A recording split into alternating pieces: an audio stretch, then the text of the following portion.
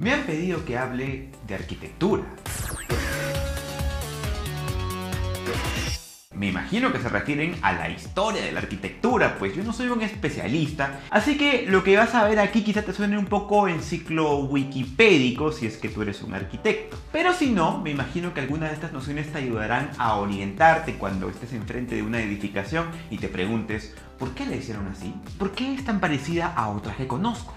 Antes de empezar me gustaría responder una pregunta que me hicieron hace algún tiempo por Facebook. Me preguntaron si la construcción es un arte o una artesanía. A mí me parece que la construcción es un término muy amplio. De hecho, yo entiendo esta actividad como en dos dimensiones o momentos. Por un lado tenemos la planeación y luego la ejecución. En la planeación es donde hablamos del diseño, que es el trabajo de los arquitectos. Es un trabajo creativo y por tanto es un trabajo artístico. En la ejecución, por otro lado, hablamos de la puesta en marcha, la cual a menudo se da superando obstáculos materiales, pero siempre de cara a los planos. Es por tanto un trabajo de artesanía, llevado a cabo por gente que domina una técnica, un ingeniero civil y por debajo de él un maestro de obra y también muchos albañiles. Que sí, a veces un ingeniero también diseña, pero esto es más común cuando se trata de una obra más bien utilitaria. Cuando hablamos de diseño en primer nivel, esta es la chamba propia de un arquitecto. Y por eso, en definitiva, construcción es a su vez un trabajo artístico y artesanal. Ahora bien, ya entrando de lleno al tema, los orígenes de la arquitectura están perdidos en el tiempo, si es que consideramos que el ser humano ya edificaba templos, ciudades o fortalezas antes de la invención de la escritura. Sin embargo, validar esto nos trae la complicación de tener que admitir que cualquier cosa construida es arquitectura. Y es algo con lo que yo no estoy muy de acuerdo, siguiendo con la misma etimología del término que viene del griego construir con autoridad. De modo que implícitamente al hablar de arquitectura estamos hablando de un logos o un conocimiento que no se puede seguir o transmitir en ausencia de la escritura. Ahora que tú me digas, no es cierto, Josué, un arquitecto podría ser una persona que tiene una imagen mental de un proyecto y es capaz de comunicársela de forma oral a quienes trabajan en la obra. Sí, podría ser válido de alguna manera, e imagino que así se habrán realizado importantes edificaciones precolombinas como Tenochtitlán, Teotihuacán, las pirámides Moche y otras edificaciones piramidales que muchos conspiranoicos creen que están relacionadas con Egipto y los extraterrestres. Pero no son de ninguna manera un producto alienígena. La pirámide es una estructura común porque es la manera más primitiva de construir una edificación elevada, pues cualquier edificio se sostiene mejor cuando la base es amplia y la punta es angosta. Si intentas construir algo de otra forma sin técnicas, lo más probable es que se desmorone fácilmente. Así pues, la escritura resulta fundamental no solo para transmitir el conocimiento ancestral, sino para sistematizar una serie de directrices propias para llevar a cabo una obra más compleja que una casa de 4 paredes, una muralla o una pirámide. Porque por otro lado, para ser sinceros, nadie hace un plano para construir una pirámide. Por lo mismo, se suele decir que el inicio de la historia de la arquitectura occidental está, como casi todo, en la antigua Grecia, concretamente en el siglo V antes de nuestra era. Sí, la civilización griega data de mucho tiempo atrás, alrededor del año 1200 antes de la era común, pero es a partir del siglo V que alcanza una prosperidad que le permite destacar en el terreno de las humanidades y de las artes. Antes del siglo V las edificaciones griegas eran más bien de barro y de madera, pero es a partir de este siglo V donde la técnica se profesionaliza y los diseños arquitectónicos empiezan a tomar materiales más perennes como la piedra. Aparecen aquí los grandes templos, los edificios públicos de columnas de piedra, representando formas geométricas, principalmente columnas sosteniendo triángulos o semicírculos escalonados en el caso de teatros y auditorios. Pero más aún, se considera que la arquitectura occidental nació en Grecia porque el estilo arquitectónico griego se hizo patente por vez primera en una serie de directrices que pasaron a denominarse órdenes, que son a su vez una suerte de elementos combinatorios que conforman una estética muy particular. Estos señores dijeron, mira, las construcciones las podemos hacer de 3 maneras para que se vean bonitas. Y estas maneras reciben el nombre de orden dórico, orden jónico y el orden corinto. Por lo general, estos órdenes se pueden distinguir por los capiteles de las columnas, o sea, esa copa superior con la que la columna se une a las vigas. El orden dórico es el más sencillo de los 3, los capiteles no tienen adornos y el friso lleva columnas talladas. El orden jónico es el de los capiteles de volutas, o sea, los enrollados, y los frisos escalonados. Y por último, el orden corinto era el más excelso. El capitel estaba recargado por hojas de acanto, el friso estaba montado en una base escalonada y el borde de los techos lucía una acrotera o una gárgola. Es quizá el Partenón del siglo V antes de la era común el edificio más representativo de los griegos, pero no es el único buen ejemplo que podría dar sobre esta arquitectura. También tenemos el templo de Hera del siglo VI antes de la era común o el Erecteón, que también data de esos tiempos. Edificaciones que vale la pena comentar no fueron ideadas para estar descoloridas, sino que por el contrario lucían muchos matices que se han ido perdiendo con el tiempo. Los romanos se basaron en la arquitectura griega y tuvieron un desarrollo paralelo. De hecho, desde los inicios de la República Romana en el siglo V antes de nuestra era, ya empleaban muchos descubrimientos hechos por los griegos y siguieron empleándolos hasta el fin de la era del Imperio Bizantino, de tal forma que si tomamos toda la historia de Roma como una unidad, hablamos de más o menos 2000 años de cultura. Sin embargo, para algunos, la arquitectura romana y la griega les resultará igual o parecida, lo cual no es extraño si, como repito, consideramos que los romanos perfeccionaron el estilo griego y lo llevaron a nuevos horizontes incorporando elementos innovadores en su momento, como el arco de medio punto, la arcada, la bóveda y sobre todo la cúpula.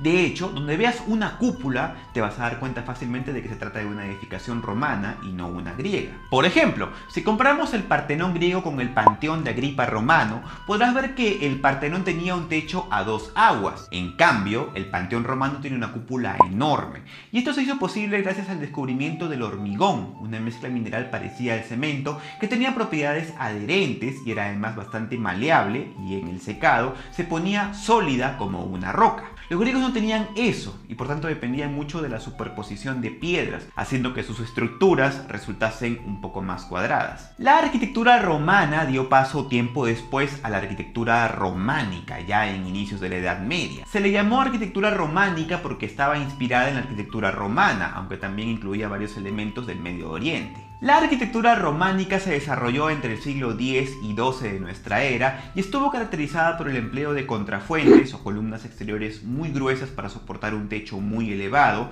arcos en las portadas con arquivoltas muy prolijas, de hecho esto es lo distintivo del periodo románico, y por supuesto capiteles en las columnas muy decorados. Fue una arquitectura esencialmente sacra destinada a las iglesias que a su vez procuraban tener una estructura similar, emulando la cruz latina de varias naves o corredores centrales. Pero para el gusto de los antiguos, y también quizá de los presentes, el románico acabó por ser un estilo muy sombrío, lo cual se entendía en un tiempo en el que la vida humana se asumía como un tránsito al más allá, sin mayor gloria ni alegría. Sin embargo, la visión de los arquitectos pronto cambió y eso trajo consigo uno de los estilos más elevados de todos los tiempos, el gótico.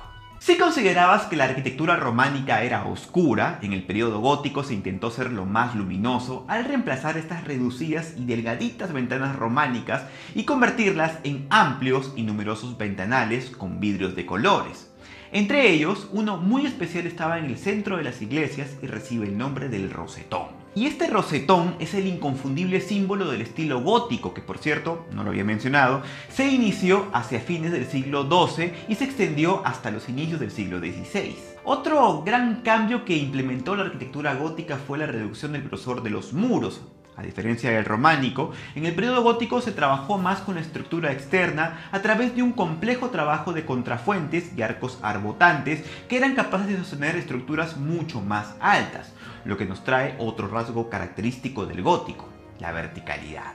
En un intento de llegar lo más alto posible, el gótico incorpora otro elemento característico que es la aguja, que por decirlo de alguna forma un poco tosca y coloquial era una especie de antena que estaba situada en el punto central de las iglesias que pretendía simbólicamente alcanzar el cielo.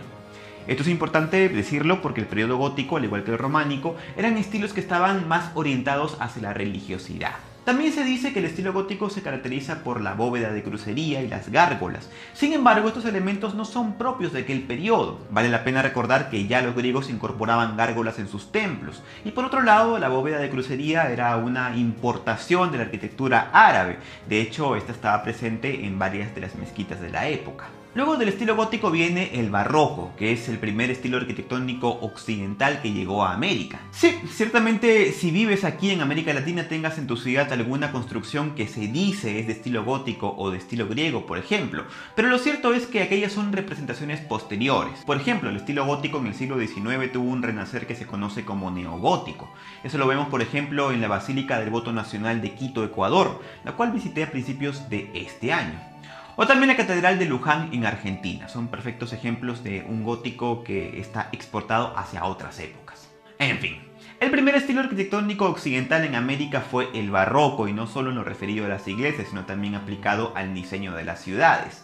Las ciudades a partir del barroco adquieren un diseño más ordenado y mejor distribuido que los planos de las antiguas ciudades medievales, donde se trataba de concentrar toda edificación hacia un núcleo a través de vías sumamente estrechas e intrincadas. El barroco fue un periodo de esplendor y, como ya advertí, también fue empleado en edificios públicos, palacios, residencias particulares, monumentos y parques. El estilo barroco se caracterizó por el sobrecargo o por la exageración.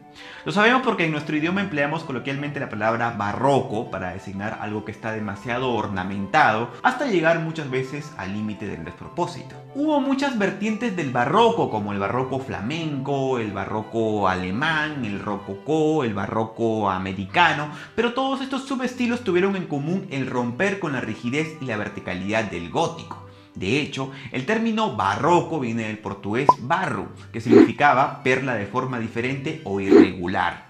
Los señores del barroco dijeron: señores, vamos a hacer las cosas más curvadas, vamos a darle más movimiento al estático, vamos a hacer de este estilo una visión que no parezca de este mundo. Y en cierta forma lo consiguieron. Es más, algunos estilos del barroco son tan irregulares que no parecen siquiera una construcción humana. Es el barroco un estilo un poco complicado de apreciar, de agarrarle el gustillo, al menos para mí, pero es innegable que hay algo de belleza en esto, aunque sea de una forma muy poco usual. Sin embargo, para el siglo XVIII la gente estaba harta de muchas cosas. Era un periodo de revoluciones industriales, revoluciones sociales.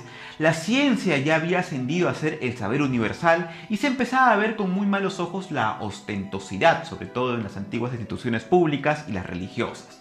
La simplificación volvía a ser la clave, es decir, el regresar a lo clásico, lo sencillo. Así pues aparece el estilo neoclásico como una reinterpretación de la arquitectura griega y romana. Vuelven las columnas, los capiteles, los triángulos, las escaleras, pero esta vez con ventanas muy grandes. Por supuesto, sin colores, porque esa era la percepción que se tenía sobre las ruinas romanas en ese tiempo. En fin, se trataba de emular lo más posible la arquitectura antigua, incluso en las iglesias, como por ejemplo, si tú comparas un retablo barroco con uno neoclásico, vas a ver que este último se asemeja demasiado a un retablo romano. El estilo neoclásico trajo consigo otras reinterpretaciones posteriores como las que ya mencioné, el neogótico y luego el neobarroco. Todo esto entre el siglo XVIII y principios del siglo XX. Como se nota que por aquel entonces los arquitectos tenían muchas añoranzas del pasado. Tú me preguntarás ahora, ¿y qué hay de los tiempos recientes? Bueno, el siglo XX se inicia como una nueva ruptura llevada a cabo por el modernismo, el cual luego decantó en otros estilos derivados como el Art Deco, la escuela de la Bauhaus, el funcionalismo, el constructivismo, el brutalismo y todo lo que podemos llamar después arte o arquitectura postmoderna, la cual aún no se sabe a ciencia cierta a dónde va a ir a parar. Esto ya es tan complejo que quizás amerite un segundo video. ¿Y tú qué opinas? Si este video llega a las 50.000 vistas, haré una segunda parte. Mientras tanto, si quieres seguir edificándote a ti mismo, te invito a suscribirte a mi canal o a seguirme por las redes sociales, por Facebook, Twitter e Instagram. Y si quieres saber un poquito más de mí, te invito a suscribirte a mi canal secundario. De momento se despide de ti tu amigo Josué y espero verte en una próxima oportunidad. Hasta